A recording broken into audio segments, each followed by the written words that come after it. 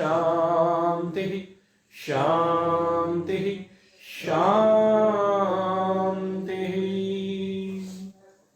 बोलिए सच्चिदानंद भगवान की।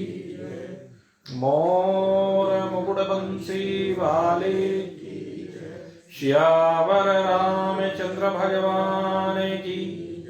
उमापति महादेव की। पवन सुत हनुमान की। बोलो भाई सब संतन की। बोलो भाई सब भगतन की। जय जय जय जय जय जय। बोल सचिया जोता वाली माता तेरी सदा ही जय।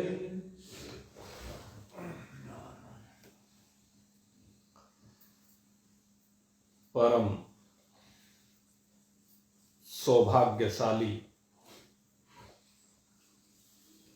भगवत चरणानुरागी जिज्ञासु वृंद,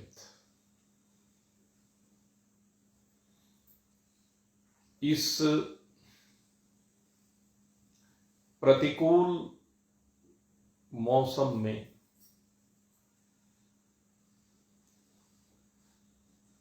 आप अपनी जीवन यात्रा को अनुकूल बनाने के लिए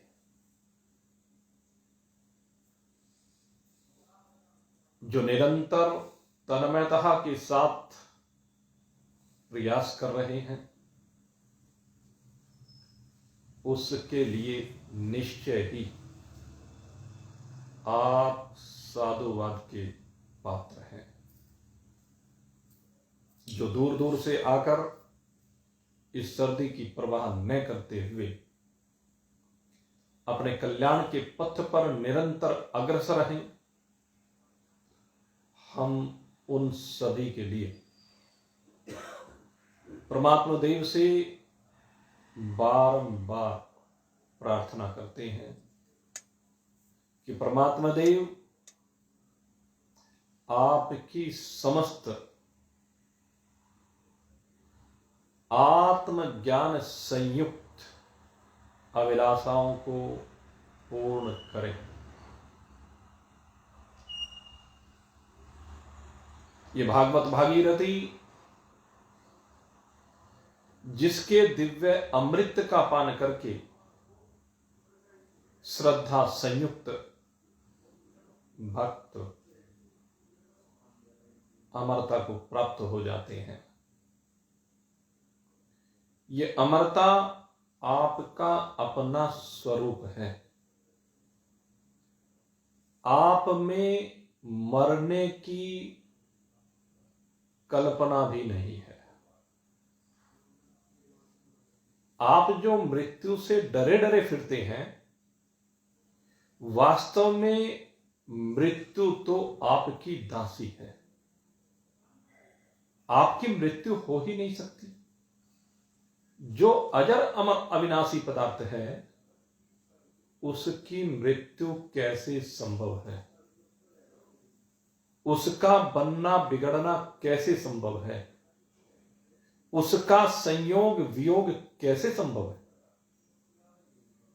इस जगत में जितने भी पदार्थों की संरचना बनी है, हुई है, वह आपके संकल्प से हुई है। आपका संकल्प एकोहम बहु प्रजायेय, ये संकल्प ही अनेकानेक प्रकार के जगत के पदार्थों का सृजन करता है। समस्त सृजन का हेतु ये संकल्प ही है। और जो चीज आपसे उत्पन्न होती है, वो आपका क्या बिगाड़ सकती है? ये मृत्यु भी आपसे ही उत्पन्न होने वाली है। कल आपको बताया था, मृत्यु सूर्य नारायण के पुत्र हैं। यम सूर्य नारायण के पुत्र हैं, और सूर्य भी आपसे ही आभावान है। सूर्य आपकी शक्ति से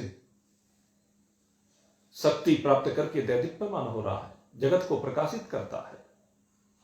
वस्तुतः सूर्य की शक्ति आप ही में निहित है। इसलिए मेरे मित्रों, इस वास्तविकता को समझिए कि आप ही सर्वशक्तिमान, अनंत कोटि ब्रह्मांड नायक, अनंत कोटि ब्रह्मांडों में शयन करने वाले, अनंत कोटि ब्रह्मांडों को आधार देने वाले, अस्तित्व देने वाले, शक्ति देने वाले, आपसे भिन्न कोई दूसरा नहीं है। ये जो आत्म तत्व है, जिसे शरीर की उपाधि से हम आत्मा कहते हैं और समष्टिगत उपाधि से हम इसको परमात्मा कहते हैं। ये परमात्मा ही चराचर जगत के जीवों में, ईश्वर में और चराचर जगत के पदार्थों में अकेला विराजमान है। इस परमात्मा से भिन्न कोई दूसरा है ही नहीं। और आप इस शरीर को अगर यदि मैं मान रहे हैं, इस जीव को मैं मान रहे हैं, तो ये आपकी वास्तविकता नहीं है। ये जीव 3 गुण और शरीर 5 भूतों का पसारा मात्र है। 3 गुण और 5 भूत यही मिलकर के समस्त सृजन के हेतु होते हैं। कौन से सृजन के? जो जड़ सृजन है, जो दुख रूप सृजन है, जो संयोगात्मक वियोगात्मक सृजन है, जो सदा रहता नहीं है, जो निरंतर परिवर्तनशील है, जो वास्तव में अस्तित्वहीन है। कुछ समय के लिए हमें दिखाई देता है। आप देख लीजिए, जगत के समस्त पदार्थ कितने समय के लिए दिखाई देते हैं। ये शरीर भी जगत रूपी ही है, ये समझ लीजिए। जगत के पदार्थों में जैसे पंचभूतात्मक पदार्थों से आपके घर के सब पदार्थ बने हैं। आपके घर की कुर्सी बनी है, मेज बना है, फ्रिज बना है, आपका मकान बना है, घर में जितने भी सामान है, उसी प्रकार से शरीर भी पंचभूतों से बना है। लेकिन पदार्थों में और इस शरीर में थोड़ा सा फर्क यह है कि इस शरीर के अंदर जीव प्रविष्ट हो गया है। जीव तो वैसे जगत के समस्त पदार्थों में है, लेकिन जगत के समस्त पदार्थों में क्या है कि तम प्रधान प्रकृति होने के कारण से उसमें क्रियाशीलता दिखाई नहीं देती है, और इसमें मलिन सत्वगुण होने के कारण से इसमें क्रियाशीलता दिखाई देती है। यद्यपि वो क्रियाशीलता भी परमात्मा की उपस्थिति से है, जीव की वजह से क्रियाशीलता नहीं है, जीव की शक्ति से नहीं है। ये जीवात्मा की शक्ति नहीं, ये किसकी शक्ति है? परमात्मा की। तो हम सब की एक वास्तविकता परमात्मा ही है। इसीलिए मैं कहता हूं कि आप ही सर्वशक्तिमान है। अगर यदि आपने अपने इस परमात्मा तत्व को जान लिया, सर्वत्र व्याप्त इस परमात्मा तत्व को जान लिया, तो आप ही सब कुछ हैं। आपसे भिन्न बाकी जो कुछ है वो केवल कल्पना मात्र है, वो केवल मिथ्या है, उसका बाद हो जाता है। एक बार बाद होने के बाद फिर उसका कोई अस्तित्व नहीं रहता है।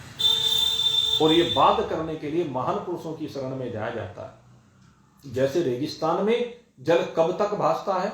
जब तक रेत की वास्तविकता का पता नहीं चला। जैसे मरुभूमि के रेत की वास्तविकता का पता चल जाता है कि ये रेत है, जल नहीं है, तो फिर चाहे जल भासता भी रहे, लेकिन एक निश्चित निर्णय होता है कि ये रेत है, ये जल नहीं है। उसी तरह से ये जो शरीर है, ये जो जीवात्मा है, उस भासने वाले जल की भांति है। वास्तविकता तो इसमें केवल परमात्मा की है। परमात्मा सदा रहने वाला है, और ये जो भासने वाला जीव है और शरीर है, ये ज्ञान होने के बाद, बोध होने के उपरांत इसका बाद हो जाता है। तो ज्ञानी और अज्ञानी इन दोनों की दृष्टि में यही अंतर होता है। ज्ञानी की दृष्टि में इसका नित्य ही बाद है, क्योंकि उसने समझ लिया है।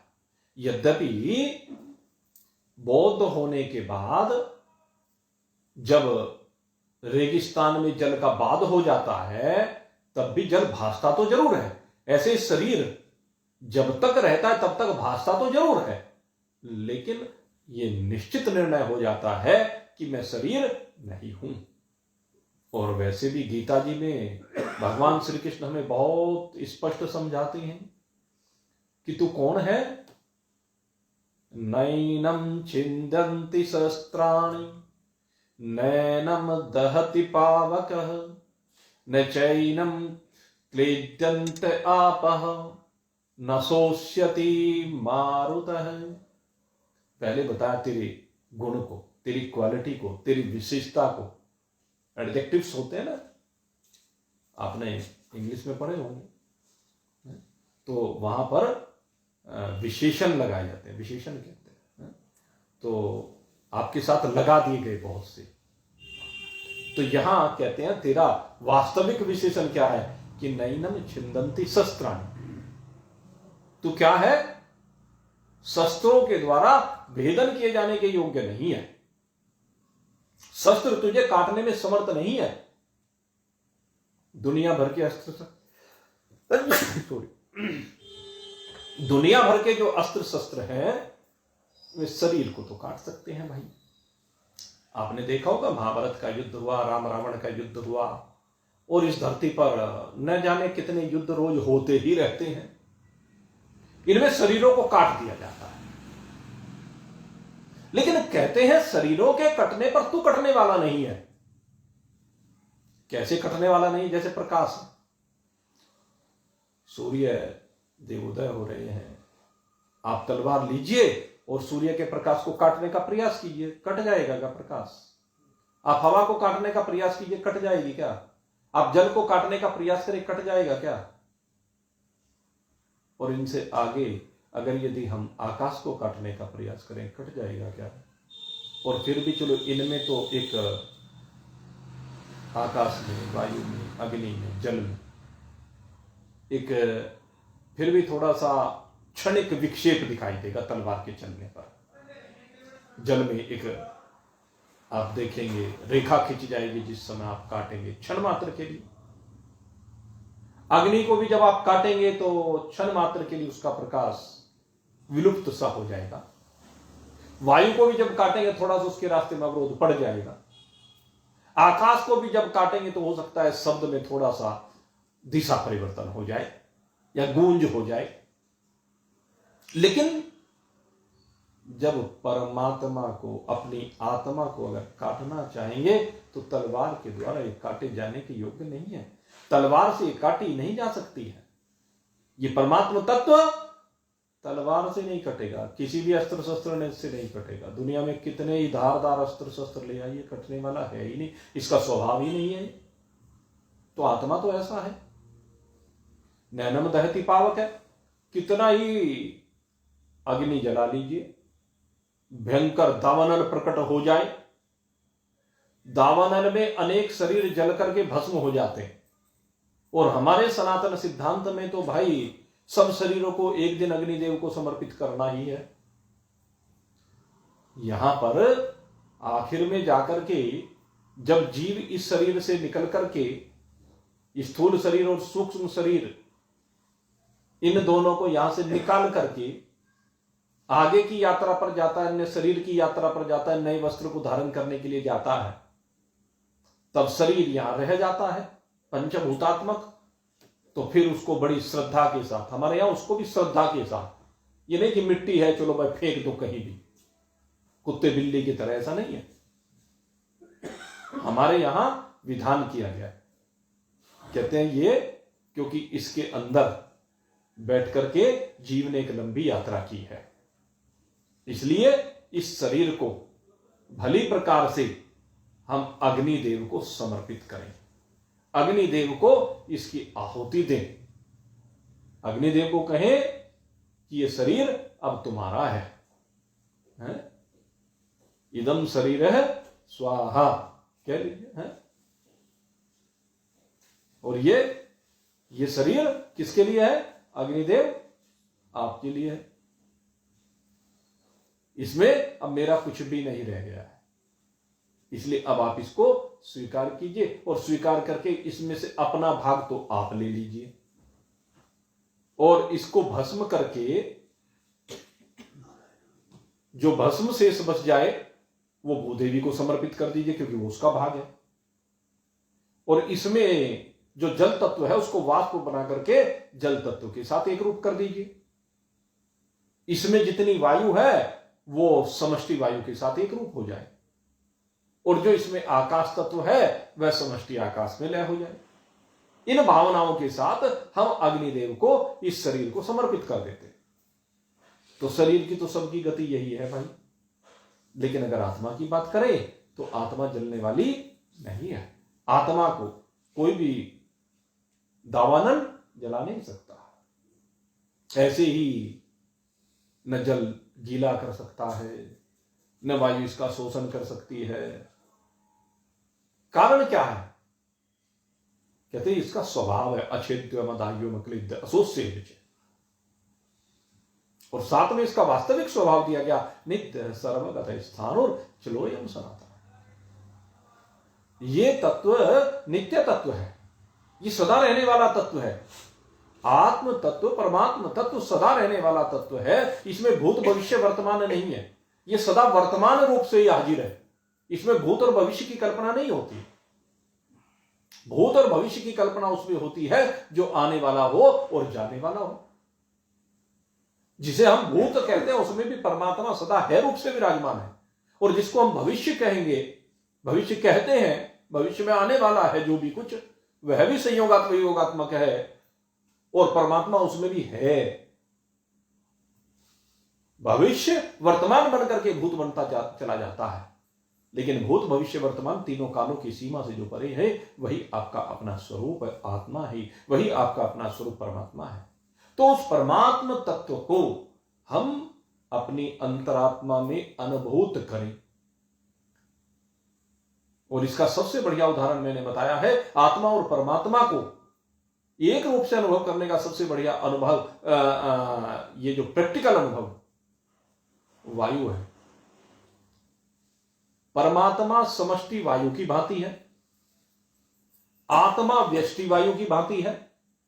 व्यष्टु वायु माने जो वायु हमारे शरीर में बारंबार जाती है और बार बार निकलती है।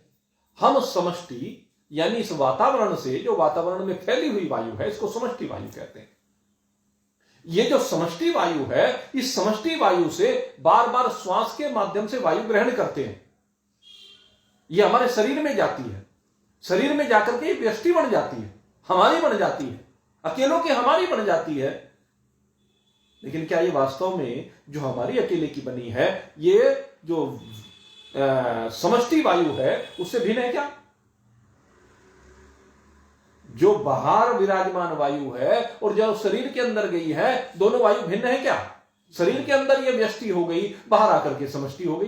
बार बार ये व्यष्टि हो रही है, बार बार ये समष्टि हो रही, समष्टि से व्यष्टि का प्रकटीकरण हो रहा है, और व्यष्टि पुनः समष्टि के साथ एक रूप होता जा रहा है।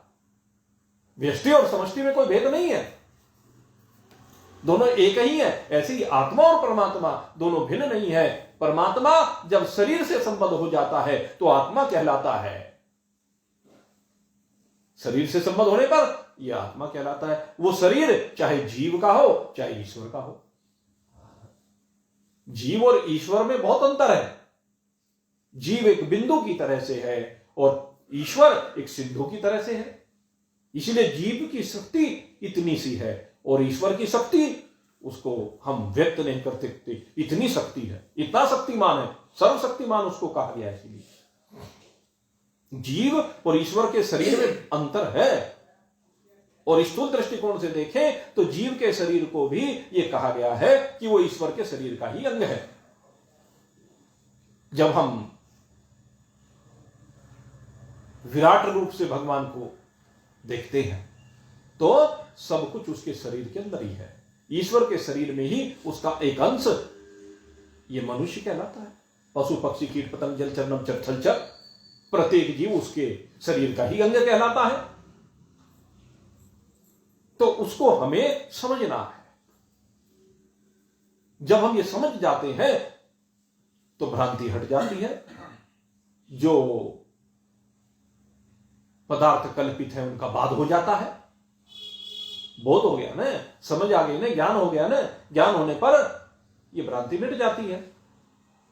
और भाई जहां तक शरीर की बात करें तो भाई शरीर तो सदा निपटा हुआ ही है। हम इसको नित्य मानते हैं, लेकिन नित्य एक जैसा रहता है क्या? इसकी अनित्यता तो हर क्षण सिद्ध है, हर क्षण में विकारी है, हर क्षण में परिवर्तनशील है। एक क्षण भी शरीर एक जैसा नहीं रहता। इस शरीर में बताओ एक जैसा कुछ रहता हो तो मुझे बता दो। एक जैसा काम ये हर समय करता हो तो बता दो। आपका मन है, अच्छा चलो, आपका मन ये एक जैसा रहता है क्या? एक दिन में कितनी बार इसमें से वृत्तियों का प्रभाव होता है भिन्न भिन्न प्रकार की? तो एक जैसा हुआ क्या? रोज बदल जाता है। मन की वृत्तियां कभी पाप से संयुक्त होती है, कभी पुण्य से संयुक्त होती है, धर्म अधर्म, मान अपमान, जय पराजय, लाभ हानि, पता नहीं। कभी परिवार से जुड़ती है, कभी समाज से जुड़ती है, कभी मित्र से जुड़ती है, कभी रिश्तेदारों से जुड़ती है, कभी धर्म से जुड़ती है, पता नहीं कहां कहां जुड़ती है। बार बार क्षण क्षण में परिवर्तनशील है। इसलिए मेरे मित्रों समझ लीजिए, इस शरीर के माध्यम से जो आप यात्रा कर रहे हैं इसको समझ लीजिए। इस मनोवृत्ति को पाप कर्मों में जाने से रोकिए, बलात् रोकिए, जबरन रोकिए। भगवान कहते हैं कि जबरन रोको।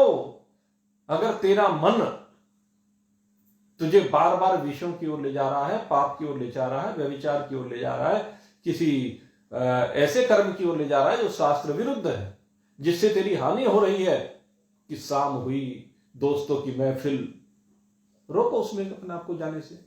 वो दोस्त कैसे जो तुम्हें गलत दिशा में लेकर जा रहे हैं? वो दोस्त नहीं कहे जा सकते, वो तो दुश्मन है, शत्रु है। ऐसे दोस्तों के होते हुए शत्रुओं की क्या आवश्यकता है जो तुम्हें गलत मार्ग पर लेकर के जा रहे हैं? इसलिए रोकिए, सोचिए, जो तुम कर रहे हो जरा अपने किए हुए पर जरा चिंतन करके देखा तो क्या फायदा है?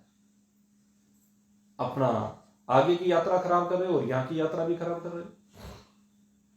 भाई शरीर तो ऐसा ही है, ये इस शरीर का भरोसा नहीं कुछ। कहा है ना, जीवन 2 दिन की चंदनिया इतराए काहे को। जीवन 2 दिन की चंदनिया इतराए काहे को, इतराए काहे को, इतराए काहे को। जीवन 2 दिन की चंदनिया इतराए काहे को। पाप कर्म कर माया जोड़ी, पाप कर्म कर माया जोड़ी, बन गए लाखी और करोड़ी। पाप कर्म कर माया जोड़ी, बन गए लाखी और करोड़ी। साथ जाए न छद मिया इतराए काहे को, इतराए काहे को, इतराए काहे को। जीवन 2 दिन की चंदनिया इतराए काहे को, इतराए काहे को, इतराए काहे को। जीवन 2 दिन की चंदनिया इतराए काहे को। भाई बंधु और कुटुंब कमीला, भाई बंधु और कुटुंब कमीला, ये जानो सपने की लीला। कितना ही बड़ा कुटुंब कबीला लिए बैठे हो, सारा स्वप्न मात्र है। सारे छोड़ छोड़ के जा रहे हैं, कहां चले गए विचार करके देखो।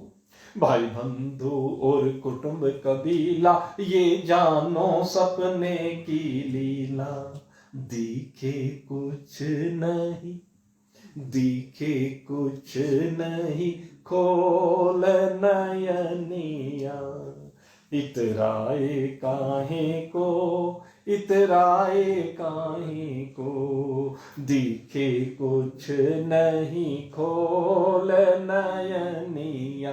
इतराए काहे को, इतराए काहे को, जीवन 2 दिन की चलनिया। इतराए काहे को इतरा रहा है रे। 2 दिन की चंदनिया है, फिर अंधेरी रात है? उसके बाद फिर से आगे की यात्रा शुरू हो जाती है, फिर से इतराने लगता है। कौन कौन से शरीर को पाकर के इतराना है? इसलिए भाई इस शरीर को लेकर के ज्यादा भ्रांतियां मत पाल, इस शरीर के ज्यादा पोषण के चक्कर में मत लग। ये शरीर जो मिला है ये त्याग, तपस्या, धैर्य, संयम करने के लिए मिला है। यही जीवन जीने की कला है। त्याग के साथ जियो, धैर्य के साथ जियो, संयम के साथ जियो, न्याय के साथ रह करके जियो, सत्य के साथ जियो, आस्तिकता के साथ जियो, परमात्मा से जुड़ करके जियो। लेकिन ये बात कब समझ में आती है? चमक देह की जब झर जाए,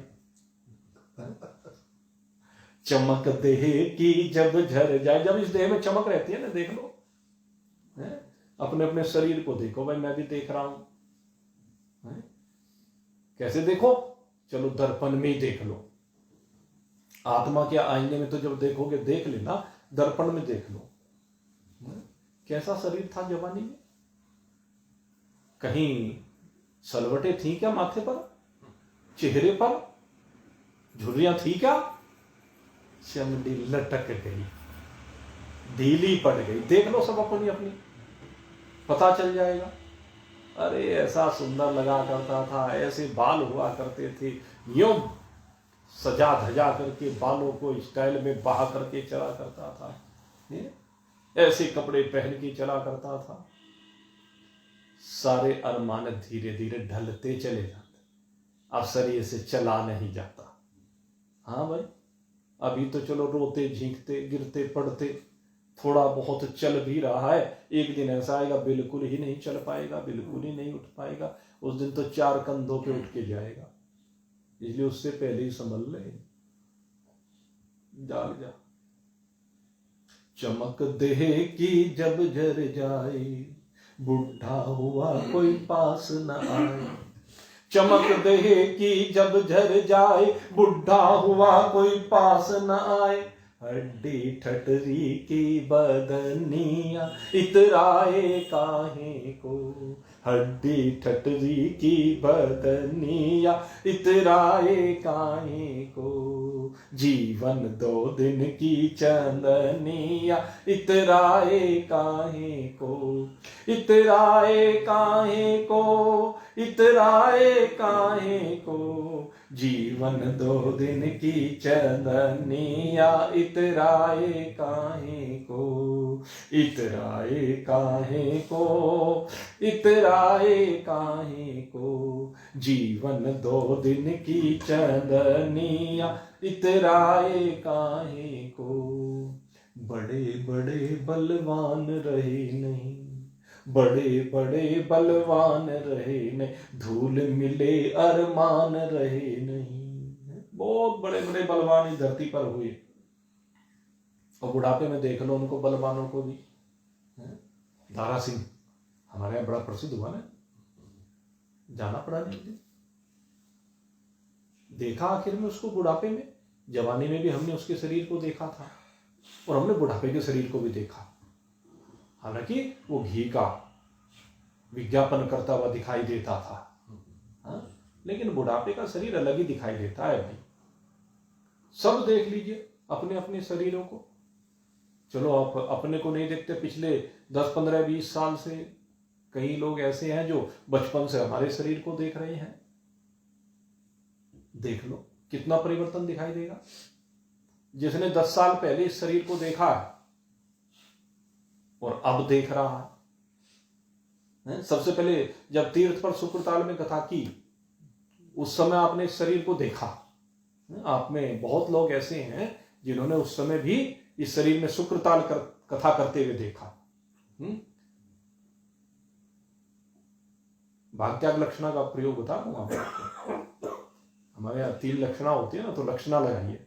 सुकृताल में देखा और आज भी देख रहे हो आप, तो उस शरीर में और इस शरीर में फर्क दिखाई दे रहा है। आज ज्यादा बढ़िया सा लग रहा। बड़ी अच्छी भावना है आपकी, बढ़िया लग रहा है, यानी घटिया से बढ़िया हो गया। और कुछ को भाई जो चमक उस समय थी ना वो अब नहीं रही। जो वाणी उस समय थी, हाँ क्या वाणी हुआ करती थी उस समय, और अब क्या हो गया कि अब तो भाई वाणी में तो मर्थुलता बढ़ गई। देखो ये भी सकारात्मकता है। वो जो कड़कपन था, कड़कपन समाप्त होकर के अभी अब शक्ति क्षीण हो गई, उसे आप मृदुता कह लीजिए, वो आपका बड़प्पन है। लेकिन वास्तविकता क्या है कि वाणी की अब जो कड़कपन था, जो वाणी की शक्ति थी, वो शरीर की आयु बढ़ने के साथ साथ घटने लगी है। स्वाभाविक बात है। मैं आपका दृष्टांत नहीं देखा, इस शरीर का दृष्टांत इसलिए दे रहा हूं क्योंकि जैसे जैसे शरीर आगे बढ़ेगा और घटती चली जाएगी। और वो आपका स्नेह है, आपका प्रेम है, आपकी श्रद्धा है, आपका विश्वास है कि आप बड़प्पन देने के लिए अपने भावों को प्रकट करते हैं। लेकिन वास्तविकता तो यही है कि ये शरीर दिन प्रतिदिन अब क्षीण होता जा रहा है, ये अब ढलता जा रहा है, जीर्ण शीर्ण होता जा रहा है। क्योंकि शरीर के सारे अंगों में अब रोग आ रहे हैं, तो शिथिलता आएगी। रोग का मतलब है शिथिलता। अब वो बात नहीं रह सकती है। और इस शरीर की नहीं, सब शरीरों की ही बात है, हर शरीर की ही बात है, इसलिए कह रहे हैं बड़े बड़े बलवान रहे नहीं, धूल मिले अरमान रहे नहीं। सब धूल में मिल गए अरमान, पता नहीं क्या क्या सोचते थे। बड़े बड़े बलवान रहे नहीं, धूल मिले अरमान रहे नहीं, दुख रूप जगत सदनिया, इतराए काहे को, इतराए काहे को, जीवन 2 दिन की चंदनिया, इतराए काहे को, इतराए काहे को, इतराए काहे को, जीवन 2 दिन की चंदनिया, इतराए काहे को। और जब बुढ़ापा आ जाता है, उसमें एक बड़ी वास्तविकता बता रहे हैं। जिस संत ने भी ये लिखा वो वास्तविकता बता रहे हैं कि नारी दूर से ताने मारे, अब बहु जा कहू मरी बड़ मार। दूर से ताने मारने लगते, बुढ़ा बुढ़िया संबोधन आने शुरू हो जाते हैं। बुढ़ापा नहीं होता। नारी दूर से ताने मारे, अब बहु जाके मरी बज मारे, रोवे आंसू ढार सजनिया, इतराए काहे को, इतराए काहे को, जीवन 2 दिन की चंदनिया, इतराए काहे को, जीवन 2 दिन की चंदनिया, इतराए काहे को। और जब ये शरीर चला जाता है, सब हो भाई बहुत बुरा हुआ, अरे कुछ नहीं, संसार क्या है, झूठा ये संसार है, झूठा कहते हैं, मिथ्या है। मैं सब छूट जाएगा, सबको पता चल जाता है भाई राम नाम सत्य है, सत्य बोलो व्यर्थ है, सब कहते हैं। लेकिन इसको कहते हैं शमशान में। यह है शमशान वेरा। वहां जब तक मुर्दे के पीछे जाते हैं, आग जला के जैसे वापस आते हैं, फिर से आग जार वापिस आवे घर में, आग जार वापिस आवे घर में, भूल जावे माया चक्कर में। माया के चक्कर में फिर पड़ गया, सब भूल गया जो महाज्ञान लेके आया, उस सारे ज्ञान को भूल जाता है, वो सारा वैराग वहीं धरा रह जाता है। और फिर धारे तने को, धारे तने को अभिमन्या, फिर से क्या होता है, फिर अभिमान आने लगता है, मैं फलाना हूं, मैं फलाना हूं, मैं ब्राह्मण हूं, क्षत्रिय हूं, वैश्य हूं, शूद्र हूं, मैं सेठ हूं, मैं नेता हूं, मैं मंत्री हूं, मैं प्रधानमंत्री हूं, मैं राष्ट्रपति हूं, पता नहीं क्या क्या अभिमान किए फिरता है। एक क्षण में हवा निकली और जयराम जी की सारे अभिमान धरे रह गए, करके दिखा दे, कुछ नहीं होता। इसलिए धारे तने को फिर अभिमन्या, इतराए काहे को, इतराए काहे को, जीवन 2 दिन की चंदनिया, इतराए काहे को, इतराए काहे को, इतराए काहे को, जीवन 2 दिन की चंदनिया, इतराए काहे को। कहाँ इतरा रहा, क्यों इतरा रहा है, क्या इसमें, सब कुछ मिथ्या है। इसलिए इस वास्तविकता को समझ और पाप कर्मों से इस यात्रा में अपने आप को बचा और महान पुरुषों की शरण में जाकर के अपने स्वरूप बोध के बारे में प्रयास कर, नहीं तो भाई पता नहीं क्या कर बैठे। और अब तो कलयुग चल रहा है, हमारी भागवत में भी कलयुग का पदार्पण हो गया है। कलयुग धर्म को और गाय को पैर से ठोकरे मार रहा है, डंडों से पीट रहा है। परीक्षित जी से सहन नहीं हुआ, परीक्षित जी धनुष बाण लेकर के मारने के लिए तैयार हुए तो शरण में आ गया, चरणों में गिर गया, क्षमा करो महाराज, लेकिन मुझे रहने के लिए स्थान दो, मेरे राज्य में नहीं रह सकता। महाराज जब आपके अतिरिक्त किसी का राज्य है नहीं है तो मुझे कहीं तो स्थान आपको देना पड़ेगा, क्योंकि भगवान ने भेजा है मुझे, व्यवस्था ने भेजा है मुझे, आना ही है। आप कहें गर्मी के बाद कि ये सर्दी खबरदार अगर मेरे घर में आई, भाई सबके घर में आएगी, वो किसी को नहीं छोड़ेगी, उसको स्थान देना ही पड़ेगा। ऐसे ही जब द्वापर समाप्त हो जाता है तो कलयुग को स्थान देना ही पड़ता है। इसलिए महाराज स्थान तो देना पड़ेगा आपको। हाँ ये है, जहां आप कहो मैं वहां रह लूं। जिस घर में सारे में वार्मर फिट हो रहे हो उस घर में मैं प्रवेश नहीं करूंगी भाई। भयंकर गर्मी पड़ रही है, जिस घर में सारे में सेंट्रलाइज एसी का सिस्टम हो तो उस घर में मैं प्रवेश नहीं करूंगी, गर्मी कह देगी। तो ऐसे ही कलयुग कहता है कि भाई देखो तुम्हें स्थान तो देना पड़ेगा, बस एक वो होगा कि जो जो स्थान आप मुझे दोगे, जहां जहां स्थान आप मुझे दोगे, मैं उससे बाहर नहीं जाऊंगा। जो उन स्थानों से बचे रहेंगे जिसके घर में वो जगह नहीं होगी, वे स्थान नहीं होंगे जिस घर में, वहां मैं नहीं जाऊंगा। कहते हैं अच्छा भाई चल फिर तुझे स्थान देता हूं, फिर मैं तुझे स्थान देता हूं। अब कलयुग ने स्थान देने, वो कलयुग को स्थान देने शुरू किए परीक्षित जी ने।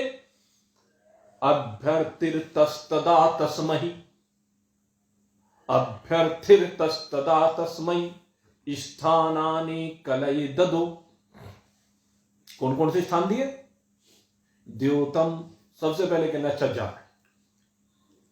तू जा और जहां पर द्योत क्रीड़ा होती हो, जहां पर जुआ खेला जाता हो, वहां पर जाकर के तू रहना, वहां तेरा घर होगा, तेरा वास होगा। कह दिया हे कलयुग, वहां पर तेरा वास होगा। तू कहां रह सकता है? जहां पर भी द्योत क्रीड़ा होती हो, जहां पर जुआ खेला जाता हो, जहां पर जुआ खेला जाता हो, किसी भी प्रकार का जुआ, क्योंकि जुए के भी रूप बदलते रहते हैं। जो रूप जुए के पहले थे, चौपड़ खेलते थे, जो पांडवों ने खेली कौरवों के साथ, दुर्योधन और युधिष्ठिर बैठ गए ना चौपड़ में। एक उसको भी था चस्का बड़ा, नल को, राजा नल को, तो बहुत बुरा हाल हुआ। तो इसलिए कह दिया कि जा, जहां भी द्यूत खेला जाता हो उस घर में जाके तू रह लेना, मैं तुझे स्थान दे देता हूं। अब कलयुग चल दिया, और कलयुग जो है पूरे देश में घूमता फिरा, लेकिन किसी भी घर में उसे द्यूत क्रीड़ा होती नहीं मिली। किसी भी स्थान पर, घर में, मित्रों में, राजाओं में, क्योंकि राजाओं को द्यूत का बड़ा शौक था। पहले राजा महाराजा द्यूत खेला करते थे, एक दूसरे को निमंत्रण दिया करते थे, और द्यूत में सब कुछ हार जीत जाया करते थे। अस्त्र शस्त्रों से एक तो लड़ाई लड़ी जाती है, एक द्यूत में लड़ी जाती है। जो आपको द्यूत की ओर लगाए, किसी से दुश्मनी का नहीं हो ना, तो उसे द्यूत क्रीड़ा में लगा दो। लगा रहे भाई बहुत, हमें लगता है ये हमारा बड़ा हितैषी है। कौन? कहने की हमें इसने सोने का सट्टा खिलवाना शुरू कर दिया। सोने का, अरे इसने हमें सोने का काम कराना शुरू कर दिया। इतना इतना सोना हम रोज खरीद देते हैं, बेच देते हैं। हाँ, इस सोने के खरीदने बेचने के चक्कर में भगवान ने जो तुझे स्वर्ण में देह दी है, स्वर्ण में देह कहा गया है, हिरण्यमय पात्रेण सत्यस्य उपहार, वेद में आया है। ये हिरण्यमय पात्र कहा गया, स्वर्ण का पात्र कहा गया है। और स्वर्ण का पात्र मिलकर भी उसमें कोई लहसुन पाक पकाए, हमारे गुरु जी कहा करते थे कि सोने का पात्र और लहसुन पाक पकाए, उससे नालायक कौन हो सकता है? तो ऐसा पात्र मिला, सोने का पात्र। हाँ, सोने का काम करने लगा जी, कोई कर पाता है। अरे सोने का काम करने तो सोने की दुकान खोल के बैठ ले, सोने के आभूषण बेचने, उसमें कोई नुकसान की गुंजाइश नहीं। लेकिन जो तू ये इंटरनेट पर सट्टा खेलता है, जुआ खेलता है, एक उसमें ना कुछ खरीदना ना कुछ बेचना, बैठे बैठे जबान चलेगी, और जबान चलने चलने में आपकी सारी संपत्ति स्वाहा हो जाएगी। ओम सर्वम वै पूर्णध्वम स्वाहा। पूर्ण आहुति दी जाती है ना अंत में, जब हम यज्ञ करते हैं। लेकिन उससे पहले कितनी आहुतियां दी जाती हैं? सब देवताओं को मनाया जाता है। ओम प्रजापति स्वाहा, ओम इंद्राय स्वाहा, ओम व्यानाय स्वाहा, उदानाय स्वाहा, सब आहुतियां दी जाती हैं। उसके बाद सब आखिर में कहते हैं ओम सर्वम वै पूर्णध्वम स्वाहा। लेकिन इसमें ये पहली आहुतियां नहीं होती हैं, इसलिए सद्बुद्धि नहीं मिलती। हमारे यहां यज्ञ से पहले सद्बुद्धि मिलती है, सब देवताओं को मनाया जाता है, भगवान को आहुति दी जाती है, भगवान से प्रार्थना की जाती है। और इसमें ओम सर्वम वै पूर्णध्वम स्वाहा, कि मेरी जितनी भी संपत्ति है, मेरे पास जितना भी धन मैंने जोड़ रखा है, मैंने अपना मकान गिरवी रख करके जितना भी कर्जा लिया है, मैंने अपना जेवर बर्तन बेच करके जितना भी धन कमाया है, वो सारे का सारा हे इंटरनेट देवता मैं तुझे समर्पित करता हूं। ओम सर्वम वै पूर्णध्वम स्वाहा। हो गया सारा स्वाहा? हो गया ना? बहुतों का हो गया, करोड़ों का हो गया। एक आध की बात नहीं करता, तो करोड़ों एक ही बार में सब कुछ स्वाहा कर देते हैं। यह अज्ञानता है, अपने बड़ों की ना मानना। जो अपने बड़ों का सम्मान नहीं करते, उनकी बात नहीं मानते। बड़ों का सम्मान यही है कि उनकी बात को माना जाए, वे आपके सबसे बड़े हितैषी हैं। लेकिन हमें तो दुश्मन दिखाई देते हैं। आज की पीढ़ी को अपने जो बड़े हैं वे दुश्मन दिखते हैं, हमें रोका टोकी करते हैं। अरे अगर वो रोका टोकी कर रहे हैं तेरे फायदे के लिए कर रहे हैं, उन्होंने जिंदगी को जिया है, उनके अपने अनुभव हैं, अनुभव हैं। लेकिन ये औलाद है कि मानती नहीं, जो दुष्ट औलाद, पापी औलाद है, जो आपसे अपने कर्जे मात्र लेने के लिए आई है, जो आपको दुखी करने के लिए आई है, जो आपको कष्ट देने के लिए आई है, वो औलाद है ये। क्योंकि वो तो उसने तो घर में कलयुग को बैठा लिया है। जिस घर में भी ये जुआ खेला जाता है वहां पर कलयुग आकर के बैठ गया, परीक्षित ने स्थान दे दिया उसको। और एक बात हो, जिस घर में जुआ नहीं खेला जाएगा ना, वहां कलयुग नहीं आ सकता, कलयुग प्रवेश नहीं कर सकता। वो तो आपका एयर कंडीशनर हो गया, वहां नहीं आएगा। तो सारे घूम आया कलयुग, और सब जगह घूम कर आने के बाद कलयुग को जब कुछ नहीं मिला, कहने लगे महाराज, कहले हाँ कहो भाई, कैसा स्थान लगा?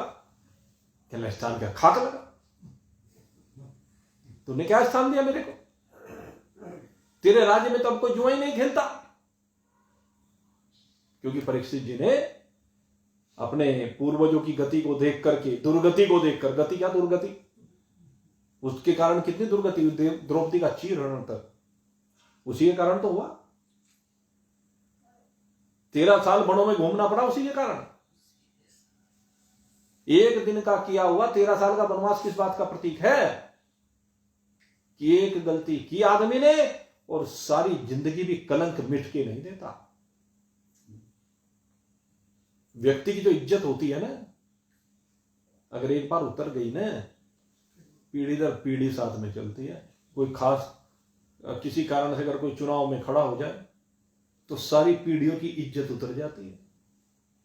पता नहीं किस किस के गुणगान, पता नहीं कहां कहां से कौन पोथी निकाल करके लाता है, सारे चिट्ठे खुल जाते हैं। बेचारी इंदिरा गांधी, बेचारे जवाहरलाल नेहरू, मोतीलाल नेहरू, राजीव गांधी, एक औलाद के कारण सबके चिट्ठे खुल रहे हैं। उन्होंने जो अच्छे कर्म किए उन पर भी पानी फिर दिया इसने, इनको भी बदनाम करा दिया इसने। लोग चुटकुले बनाने लगे इसके। अगर एक औलाद गलत निकल जाए तो सारे कुल का नाश कर देती है। इसलिए बहुत सोच समझ करके चलने की आवश्यकता है। इसीलिए कहते हैं कि कुल दीपक होना चाहिए। जो कुल दीपक होता है वो आगे कुल की परंपरा को आगे बढ़ाते हुए अपने पूर्वजों को भी तार देता। अगर कोई पूर्वज गलत भी हो गया, कुछ गलत भी कर्म कर रखा है, तो उनको भी तार देता। लेकिन द्यूत खेलने वाला नहीं तारता किसी को। कहने लगे अच्छा चलो भाई, तो ये जगह नहीं मिली, चल दूसरी जगह देता था। कौन थी? द्यूतम पानम। दूसरे जी पान। पान का मतलब मदिरा पान, सुल्फा पान, गुटखा पान, शराब, गुटखा, तंबाकू, अफीम, गांजा, चरस, मद, अहंकार, ईगो, बीड़ी, सिगरेट, हुक्का, पता नहीं क्या क्या जो भी कहें। और आगे नहीं कहता, फिर वो चूंकि सबके घर में आ जाता है। हम ही नहीं बचे हुए भाई, क्या करें। चाय, कॉफी, उत्तरोत्तर ये तो आप कह सकते हो कि किसी में कम किसी में ज्यादा, लेकिन इन सब में स्थान दे दिया कलयुग को रहने का। कहले जा कलयुग, तो इन जगह में जाकर के रहना। ये नशे, जितने भी प्रकार के नशों का पान है, कलयुग इनमें जाके बैठ जाता है। व्यक्ति एडिक्ट हो जाता है। सबको काढ़े पिला दिए तो सारे उत्तेजित करे। तो एक भ्रांति चल गई, अजी चाय नहीं पीते, कॉफी पीते हैं। हाँ, और नाश कर रहा है। एक कॉफी मतलब 10 चाय पी ली तूने। एक कॉफी पीने का मतलब क्या है? 10 चाय। एडिक्शन, इसे कहते हैं एडिक्शन। सुबह उठे नहीं, उठते बेड टी, बेड टी माने गंदी चाय, बेड माने गंदा, बेड माने गंदा होता है, सब जानते हैं, बेड टी इंग्लिश में बोल रहे हैं, गंदी चाय, उसका नाम ही ऐसा रखा है। और उसके बाद भी बस, अरे आंख उसके बगैर नहीं खुलती है, पेट उसके बगैर साफ नहीं होता है, इससे पेट साफ नहीं होता है, बीमारी जुड़ गई तुझे, पता नहीं क्या कहते रहते, कॉन्स्टिपेशन, क्या कहते हैं, कॉन्स्टिपेशन, ये सब इन्हीं की देन है जो तुम आड़ कबाड़ खाते हो पीते हो, समझ जाओ। नहीं संभलो तो रोते रहो, भाई मेरे पे क्या फर्क पड़ता है, मेरे पे तो कुछ फर्क नहीं पड़ता है, फर्क पड़ेगा तो तुम्हारे पे पड़ेगा, जो पिएगा उसके अंदर कलयुग आके बैठेगा, जो नहीं पिएगा उसके अंदर कलयुग प्रवेश नहीं कर सकता है। दो कंडीशन आ गई, जो जुआ नहीं खेलेगा उसके अंदर कलयुग नहीं आएगा, जो ये नशे का पान नहीं करेगा उसके अंदर कलयुग प्रवेश नहीं कर सकता। द्यूतम पानम स्त्रिय, अब तीसरे नंबर पर दिया स्त्रिय। अब स्त्री शब्द यहां पर कह दिया, हमारे यहां स्त्री शब्द का बड़ा दुरुपयोग किया गया है, लेकिन यहां इसके अर्थ को समझने की आवश्यकता है। यहां पर स्त्री जो है वहां कह दिया ढोल गमार शूद्र पशुनारी, ये सब ताड़न के अधिकारी, वहां भी हम भाव नहीं समझते हैं। गोस्वामी जी महाराज के ऊपर दोषारोपण कर देते हैं, ये गोस्वामी जी ने क्या कह दिया, इतने बड़े शास्त्रज्ञ, इतने बड़े विद्वान, उन्होंने क्या कहा है, स्त्री तो हमारे यहां सन्मान्य है, मां मानी गई है, पूजा के योग्य मानी गई है, जगत जननी मानी गई है, और उसको लेकर के यहां भागवत में भी और रामचरितमानस में भी, तो भाई हमारी खोपड़ी की बात है, तो हमारी समझ की बात है, हमारी बुद्धि का खेल है ये, जो हम अर्थ का अनर्थ कर देते हैं। अगर यदि आप रामचरितमानस को देखें तो वहां कहा कि नारी शिक्षा प्राप्त करने के योग्य है, नारी शिक्षित होनी चाहिए। एक नारी अगर शिक्षित होती है तो दो कुलों में आनंद ही आनंद आ जाता है शिक्षा से। नारी का शिक्षित होना जरूरी है। गार्गी सुलभा जैसी नारियां ब्रह्मज्ञानी नारियां, मंदालसा जैसी मां जिसने अपने बच्चों को पार कर दिया, ऐसी मां चाहिए। सीता जैसी मां जिसने अपने बच्चों को भगवान के सामने भी खड़ा कर दिया, इतने शक्तिवान बना दिया लव कुश को। देखे जीजाबाई जैसी मां जिसने हिंदू राष्ट्र निर्माता शिवाजी को हमारे सामने शेर की तरह से निर्भीक बना करके खड़ा कर दिया। तो एक से बढ़कर के एक मां हुई है, तो उसके लिए ऐसे शब्द का प्रयोग नहीं किया जा सकता कि उसके अंदर कलयुग बैठ जाए। ऐसा संभव है क्या? उसके अंदर कलयुग का वास हो, ऐसा परीक्षित अपराध नहीं कर सकते, परीक्षित ऐसा नहीं कह सकते। तो यहां पर कहा जो दुराचारी स्थिति, यहां स्त्री शब्द के साथ दुराचारी स्त्री के लिए बोला है कि जो दुराचारी स्त्री होती है वो विनाश कर देती है, उसके अंदर कलयुग का वास होता है, वो कलयुग बैठा हुआ है उसके अंदर, काले कारनामे कराता है, विनाश कर देती है। और धुंधुकारी इसका भागवत में सबसे पहला उदाहरण है। भागवत यहीं से प्रारंभ हुई है, धुंधुकारी की कथा से हुई है नहीं? सबसे पहली जो कथा आई वो धुंधुकारी की आई। भक्ति ज्ञान वैराग तो प्रतीकात्मक कथा, लेकिन कथा जो भागवत में आई है वो धुंधुकारी की आई है। उसका क्या हाल हुआ, पिशाच बनना पड़ा, भयंकर प्रेत बन गया इस दोष के कारण से। तो इस तरह से इन सब स्थानों में कलयुग का वास है। अभी 2 स्थान और रह गए, लेकिन क्योंकि भाई समय तो अपनी गति से आगे बढ़ता चला जाता है, समय तो भाई चक्र है, तो इसका तो ये तो चलता ही रहता है, तो कोई बात नहीं, हमारी बुद्धि का चक्र भी चलता रहना चाहिए। कहाँ?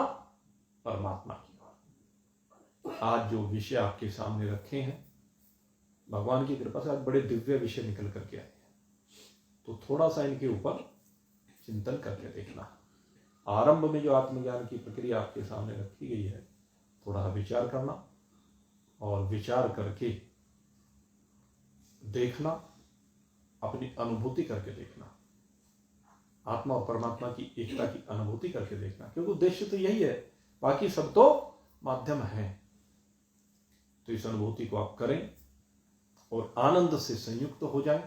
आप सभी के लिए बहुत बहुत शुभकामना करते हुए मैं आज के सत्संग को अब यहीं पर विश्राम दे रहा हूं। कल रविवार है, छुट्टी का दिन है, तो कल फिर हमारी छुट्टी नहीं है भाई, कल फिर आपकी सेवा में ठीक 7:30 बजे उपस्थित हो जाएंगे। तो आइए विकारों से छुट्टी पाने के लिए और परमात्मा को प्राप्त करने। बोलिए सच्चिदानंद भगवान की